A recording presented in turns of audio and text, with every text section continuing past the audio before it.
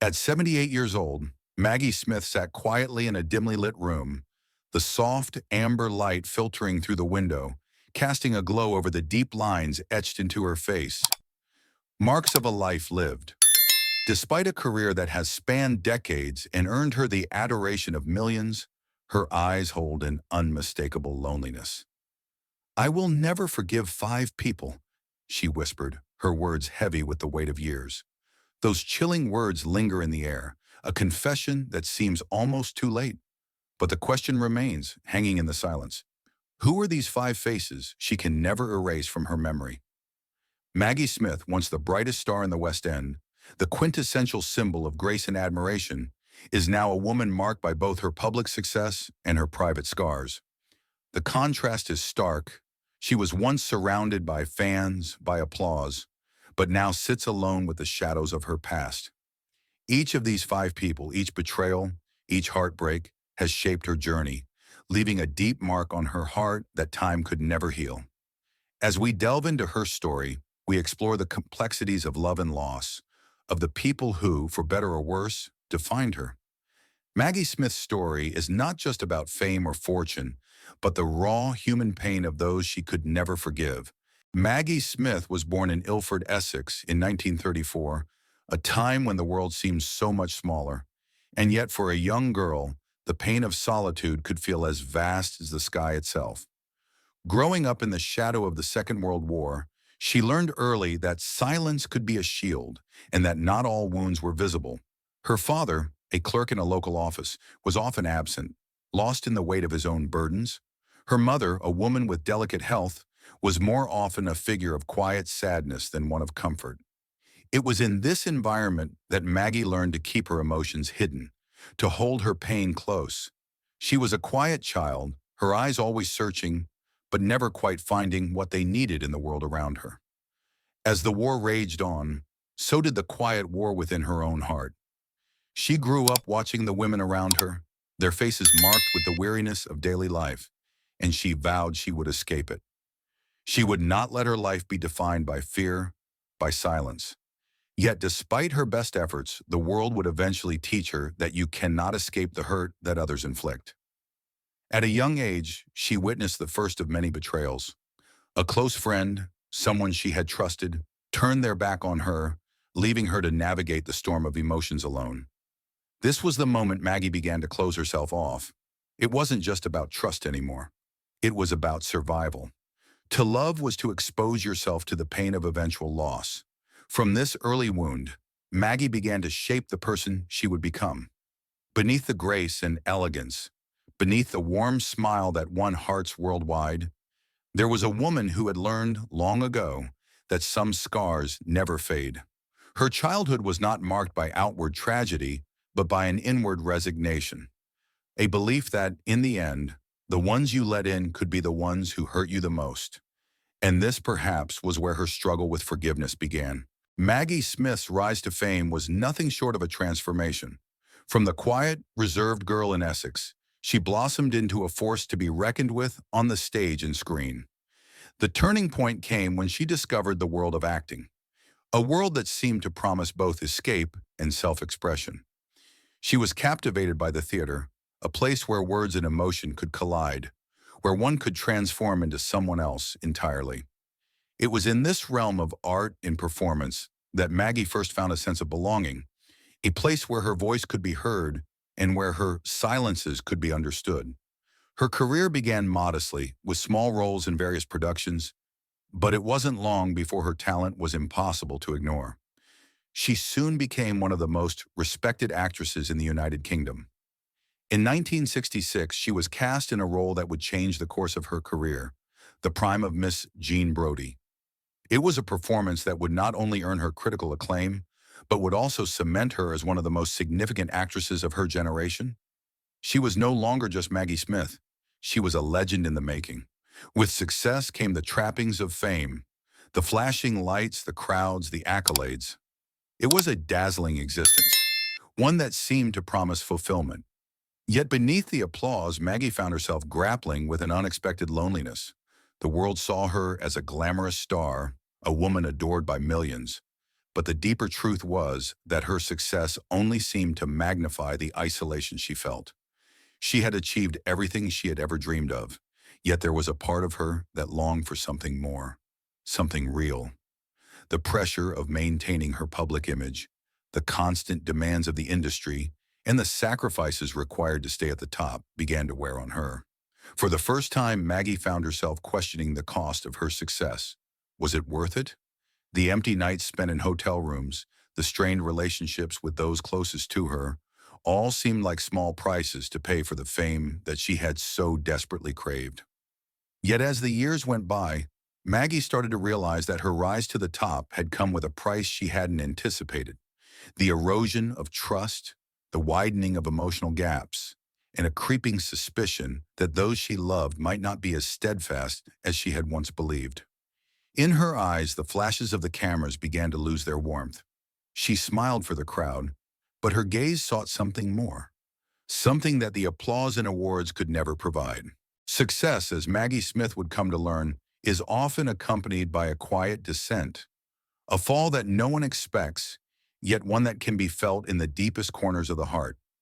The first true betrayal in her life came at a time when she was at the height of her career. After years of striving for perfection, of working tirelessly to maintain her place at the top, Maggie found herself in a position she had never anticipated: a deep, emotional wound inflicted by someone she trusted. It was not just the professional betrayals, the roles she had lost, or the colleagues who had stepped over her to climb the ladder. It was the personal betrayals that cut the deepest. In a world where people were constantly vying for her attention, where everyone wanted a piece of her success, Maggie began to realize that the ones who were supposed to have her back, those she considered her closest friends, were the very ones who would leave her to face the storm alone. There was the lover who promised forever but disappeared without a word, leaving behind only a lingering sense of abandonment. There was the business partner who had once shared in her dreams, only to betray her trust in the most cruel of ways. And then there were the colleagues, people she had considered more like family than anything else, who, when the spotlight shifted, turned their backs on her as if she were nothing more than a stepping stone. Each betrayal was like a wound that would not heal, a scar etched deep into her soul. Maggie tried to push through, tried to convince herself that these were just the harsh realities of the world she inhabited. But with each passing year, the weight of the betrayals grew heavier. The facade of fame, of smiles and applause, began to crumble. It wasn't just the loss of trust that hurt. It was the realization that the people she had allowed into her life had never truly been there for her. She became more guarded, more reserved. The woman who had once welcomed the world with open arms now found herself retreating into the shadows of her own mind. The world could see the actress, the icon, the legend, but behind the scenes, Maggie Smith was a woman marked by loss, by betrayal, by the quiet ache of a heart that had been broken too many times. 5 names, 5 wounds, 5 betrayals she could never erase. Each one of these people has a place in Maggie Smith's story, a place that is carved deep into the fabric of her soul. They are the ones who, in their own way, shaped her into the woman she is today. A woman who has learned the hard way that trust is a fragile thing, and that not everyone who enters your life will treat you with the care you deserve. The first person is the lover. He was once her everything. In the early days of their relationship, he made promises of forever, of a love that would endure all things. She believed him, as we all do when we're young and full of hope. But promises, like fragile glass, can shatter in an instant. One day he simply disappeared, leaving nothing but a void. No explanation, no goodbye. She searched for him in the dark corners of her heart, hoping he would return, but he never did. The pain of being abandoned without so much as an explanation has stayed with her, like an old scar that refuses to heal. The second person is a colleague, someone who had been there at the beginning, someone who had stood by her side through the struggles of building a career. But as Maggie's fame grew, so did the distance between them. Where once there had been camaraderie, there was now envy. This colleague, once a friend, betrayed her in the most public way, taking credit for her work and seeking to undermine her at every turn. The betrayal was not just professional, it was personal. The sting of it still lingers, a reminder that in the world of fame, loyalty is often as fleeting as the applause of the crowd. The third person is a family member, the one who should have been her rock, her pillar. Instead, they became the person who stabbed her in the back when she was at her most vulnerable. This family member was supposed to protect her, to shield her from the world's cruelties. But instead, they betrayed her trust, leaving her to navigate the pain alone. The hurt was not just in the act itself, but in the fact that the person who should have known her best, the one she thought would always be there, was the one who caused her the deepest wound. The fourth person is the public. The very people who had once adored her, who cheered her on and lifted her up, were the same ones who tore her down. In the world of fame, loyalty is often a one-way street. The public, the press, the critics, they had all praised her when she was at the height of her career. But when the tide shifted, they were the first to cast stones. The adoration that had once been so intoxicating quickly turned to disdain. She learned, as many do, that the public is fickle and that love can be as easily given as it is taken away. And the fifth person, the one she could never forgive, is herself. This is the most difficult wound of all, the one she cannot escape no matter how hard she tries. Maggie Smith, for all her wisdom, for all her accomplishments, cannot shake the guilt she feels for not seeing these betrayals coming, for not protecting herself, for allowing others to take from her until there was nothing left. The woman who had given everything to her career, to her art, now stands alone, facing the one person she can never outrun, the woman in the mirror. And in that reflection, she sees the choices that led her here, the people she trusted, and the lessons she learned too late. For Maggie, these five people, these five betrayals, are not just stories from her past. They are wounds that have shaped her, that continue to shape the way she views the world. They are the faces she cannot forget, the names she cannot forgive. And perhaps in the end, it is not just about forgiving others, but about finding a way to forgive herself. As Maggie Smith sits alone in the quiet of her home, the world outside continues to rush by. The lights of the city flicker, casting long shadows through the window. But inside there is only silence. The faces of the five people who marked her life, the lover, the colleague, the family member, the public, and herself, dance in the corners of her mind, never truly leaving. Her heart, though scarred, is not cold. It is filled with the wisdom that only time can bring, the understanding that some wounds will never fully heal, and that forgiveness, in its truest sense, is not always for the other person. Sometimes it is for oneself. Yet for Maggie, this is a truth that remains elusive. She has learned to live with the scars, but she cannot forget the pain they caused her.